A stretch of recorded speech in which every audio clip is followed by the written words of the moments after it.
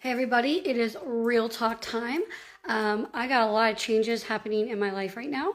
I have quit my old job in Las Cruces and I am starting a job that I used to work in Alamogordo again in September. So I will be returning to my old job at Back in Action. And with that, I also got a few little hairstyle changes. Kind of the same stuff, just a little bit more edgy with the purple. So if people are like, hey, I love your hair, is it natural? No, this took 6 hours, y'all. 6 hours to get this hair to look like this. But I do want to have a few announcements, as in I should have more time now because I'm not driving back and forth from Las Cruces anymore. I have more time to focus on some ministry stuff, so that should be coming out, or some brand stuff. So that should be coming out, coming up in the next few months as well. So I'm super excited for that. And I am actually going to spend this month of August. Today I'm going to be diligently working, recording and getting stuff to my team to get out to you guys, because at some point this month I will be out of the country.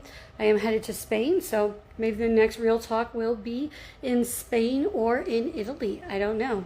We will see. But yes, I have new fun changes kind of coming up, and I'm super excited about it. But before I took off at any point this month, I just wanted to make sure I got a real talking live with you guys. So what do I want to talk about today? I think what I want to talk to you about today is kind of what I've been reading in Job.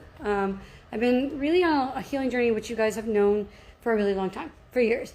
And it seems like a few weeks ago in my healing journey, I got stuck. And I was just really angry, and I couldn't figure out why I was really angry.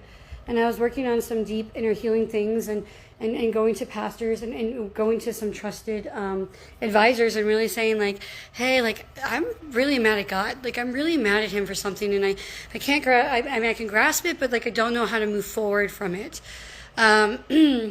And so, in that, they were trying to give me answers, or maybe they were like, hey, ask God if you've been deceived in a certain area of your life, which feels like a promise that hasn't been answered. And quite frankly, feels like maybe I was fooled into something.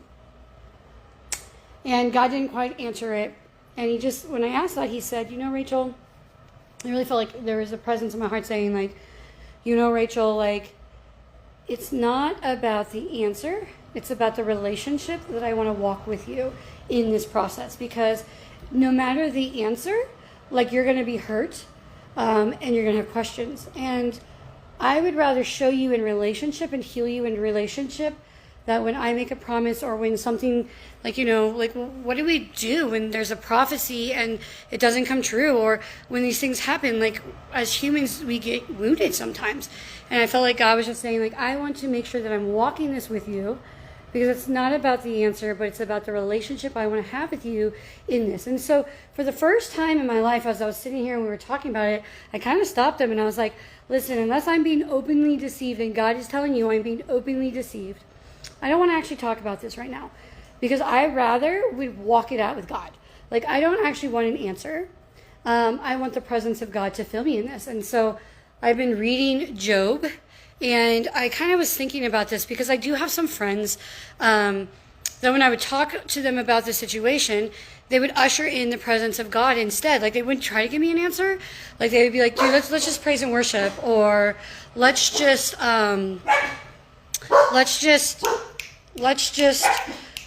pray together, right? Let's just sorry guys, my dogs are barking. Let's just come together and talk to God about it. And as I was reading Job, I was thinking, because Job isn't necessarily right, and either is his friends, right? And so I was thinking about that, and I was thinking, what are we supposed to learn from that? And I think what we're supposed to learn from that is, how much of a different story would Job be if his friends didn't try to give him an answer, but ushered in the presence of God? If they sat with him and actually said, hey, you know what? God is a God, and we don't always understand his ways, and we don't understand his thoughts, and we don't know why he thinks the way he thinks, or why he does what he does. But what we do know is he's good. And we do know that he loves to meet us in our wounds. And he does love us to praise and worship with him.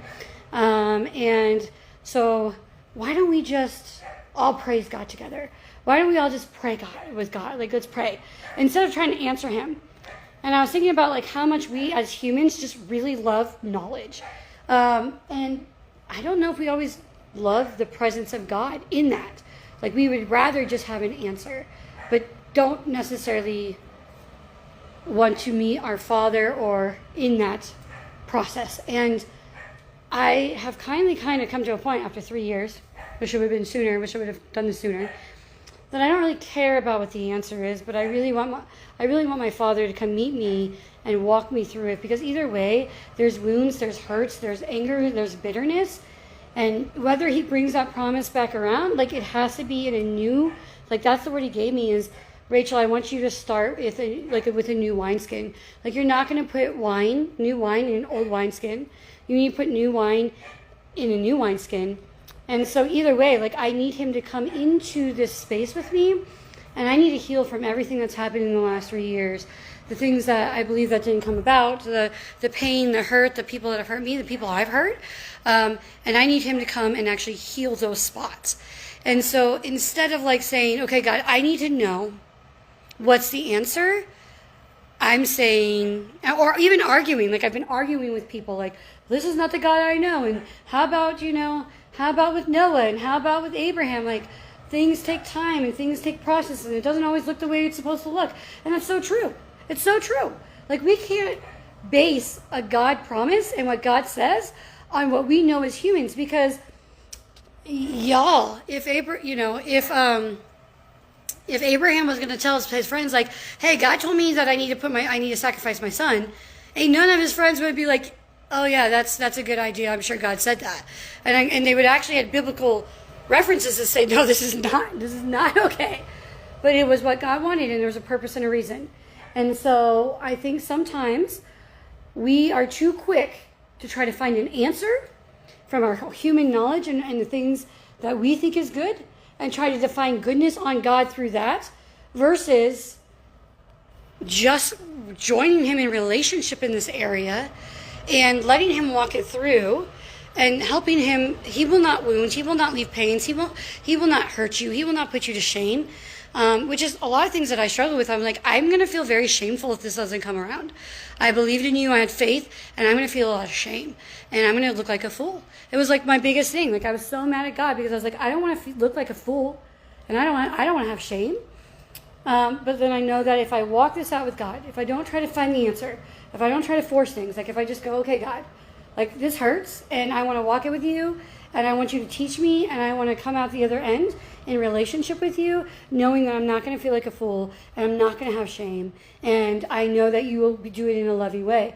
And I really could use friends who don't want to, like, friends and people around me in a support group who don't want to, like, seek the answer for the solution, but who are like, yeah, let's just like pray together. Let's just worship together. Let's just focus on God. Like, I know you're hurting, and I know Satan's lies are coming at you, and I know that you may be vulnerable in this area because you've hurt and you have pain, and you've had abuse, or you've had whatever.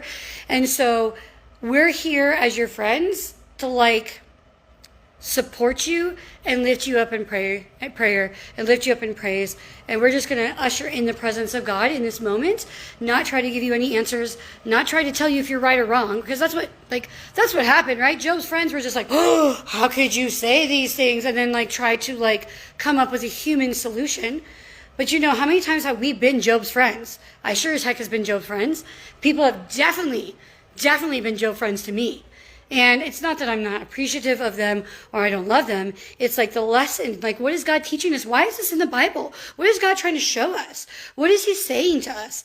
And I really feel like what he's saying sometimes is maybe we should keep our mouth shut, because we don't know what God's doing.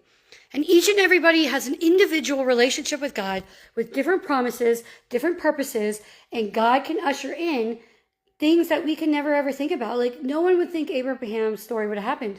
No one would have thought Noah's story was going to happen, or Moses. Like, none of it turned out the way that they probably thought and the way their friends thought. But it's the relationship. I mean, if you look at Moses and his relationship and how much it grew with walking through the desert with God and meeting him and having presence with him and seeing him, and seeing him in the fire and God showing his glory as he passed by. Like, those things were enough for Moses that he didn't need the promised land because he was with the promise keeper.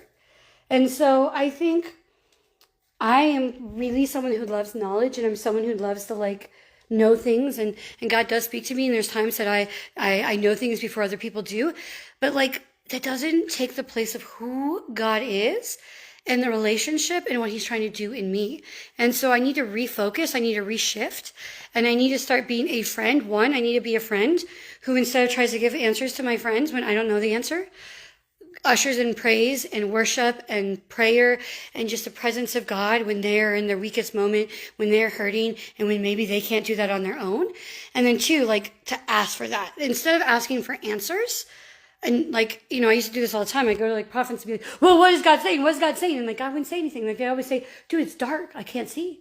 Because it wasn't about that. It was about the walk and the relationship and meeting God, choosing him over the promise, choosing to know he's good even when I can't see the end, choosing to know that he's not going to put me to shame or turn me into a fool. I'm not saying I'm 100% healed, y'all. I'm not 100% there. I don't even know if I'm 60% there. But I am in a place now where I'm not seeking the answer, and I'm seeking his presence. And I am in a place I'm not asking my friends anymore to give me answers, but to pray with me, to worship with me, to speak truth to me when my heart is hurting or I'm feeling vulnerable or these things are happening. And it's been a beautiful journey, and I feel like it's been a lot better since we've been doing that.